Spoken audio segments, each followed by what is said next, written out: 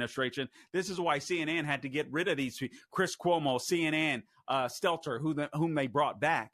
And why are they bringing Stelter back to CNN unless they suspect, he's either going to cover, unless they suspect Trump is coming back. Let's put it that way. Okay, here's something that I really want you to see. This is another indication that the left may be like, you know what? If this chick doesn't, people are just getting fed up with her on both sides. And again, the left doesn't need Kamala Harris. She better not forget that. This is CNN. This is CNN's Aaron Burnett, cut number 10. I couldn't believe this video clip when I heard it earlier today. Let's roll it, Gabe. I think it's like kind of odd. For the first time on her campaign website, a K-file investigation has uncovered, meantime, a 2019 questionnaire. And in this questionnaire, Harris laid out some much more liberal stances, among them on immigration. So in 2019, in what K-file found, she said she would cut funding to ICE, writing, quote, "Our immigrant detention system is out of control, and I believe we must end the unfair incarceration of thousands of individuals, families, and children. I was one of the first senators after President Trump was elected to advocate for a decrease in funding to ICE." Well, now, of course, she's touting the Biden administration's executive order to crack down on the border. K-File's Andrew Kaczynski joins me now. Andrew, that's pretty incredible on its own when you're talking about what you found here on ICE. What else did you find? Yeah, and this was a questionnaire that she filled out for the ACLU, and this questionnaire is really an interesting snapshot in time of that 2019 Democratic primary. Kamala Harris was trying to get to the left of Bernie Sanders. She was trying to get to the left of Elizabeth Warren, and you really see that in a lot of these answers, and I want to walk our viewers through a little bit of what she said. Let's just take immigration and look at what she said here. She said on immigration, she made this open-ended pledge to end immigrant detention. She said she supported taxpayer-funded gender transition surgeries for detained migrants. She also said, hold on, pause it right there, because taxpayer.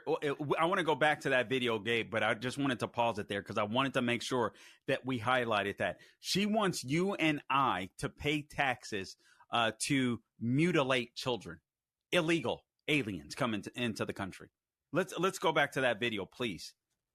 Surgeries for detained migrants. She migrants. actually said she supported that. She both wrote and answered in the affirmative when she was asked this. Oh. And she said she also supported it for federal prisoners. Now, she also pledged to slash immigration detention by 50%, close all family and private facilities, and decrease funding for ICE, and then end ICE detainers with local law enforcement. I mean, these are things that, it would be hard to think that you would come up with taxpayer funding, gender transitions for detained migrants. And yet this, as you say, written and verbally.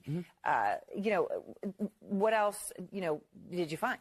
Well, let's take a look at her answer here. This is CNN. She got asked about, the question from the ACLU was, since drug use is better addressed as a public health issue through treatment and other programming, will you support the decriminalization at the federal level of all drug possession for personal use? And Harris answers yes. Now, what would that mean? Well, it mean the federal all drug possession. That's not just marijuana, which she alluded to in her answer to this question, but it also would mean it's federal level of all drug possession, fentanyl, crack, cocaine, things like that. Yeah. Have they responded to you on her changes on these issues? So we did put this question to the Harris campaign about the entire ACLU questionnaire, and the Harris campaign didn't answer any questions from CNN. Instead, they just provided a statement from an unnamed Harris campaign advisor that just said the vice president's positions have been shaped by 3 years of effective governance as part of the Biden-Harris administration. Now, they declined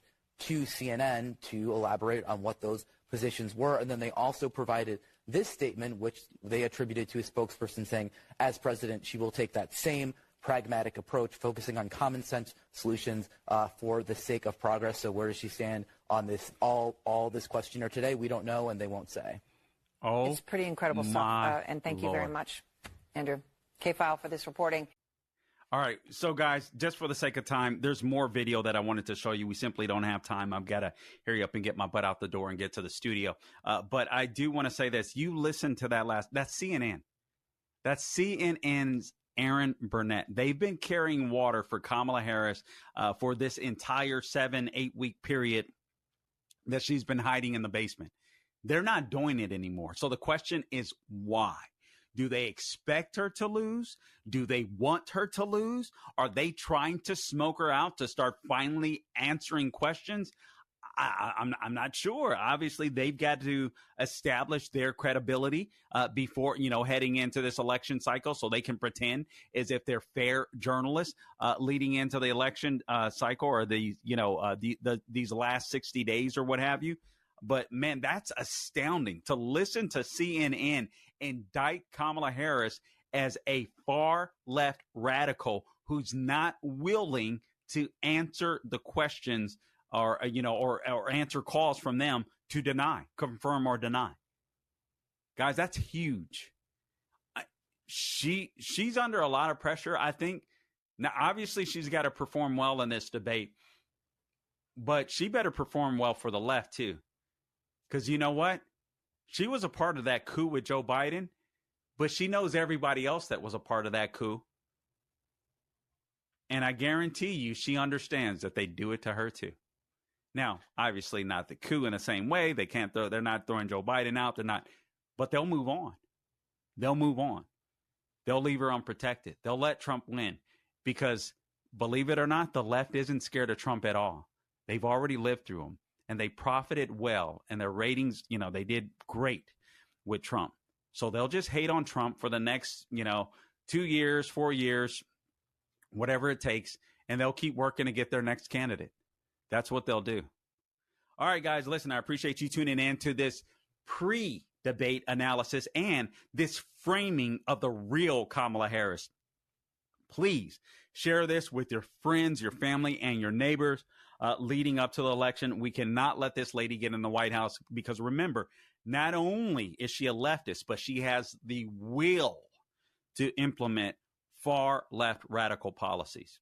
All right, guys, don't forget, subscribe to the podcast wherever you go to get your podcast, Apple, Google, Spotify, YouTube, and Rumble, and subscribe to The Carl Jackson Show. Until next time, don't grow weary doing good. God bless you.